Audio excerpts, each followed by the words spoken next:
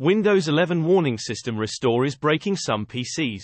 Windows 11 users on the latest version 2.2H2 of the operating system should be wary of a bug that is messing up some important apps after a system restore has been performed. Bleeping Computer pointed out this development, which is discussed in a Microsoft support post about the problem where affected users encounter a "this app can't open" error message with some core Windows applications. The error pops up after reverting your PC to a past system restore point.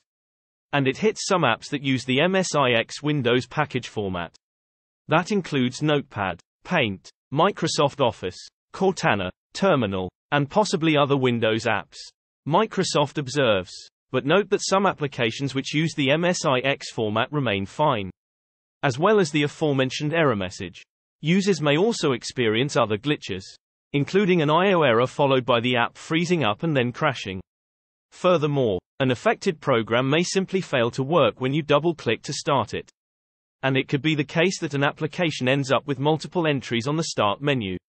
Microsoft gives no indication that it's preparing a fix or further investigating the problem here. We assume that's the case.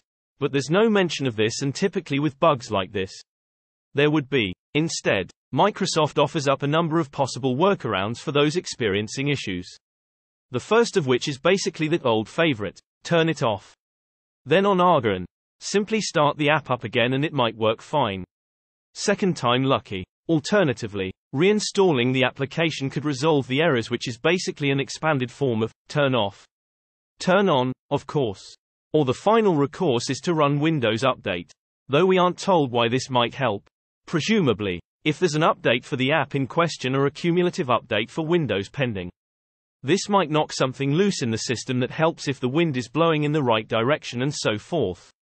Hopefully, Microsoft is actively looking into this bug, because it sounds quite annoying for the proportion of users that might be affected.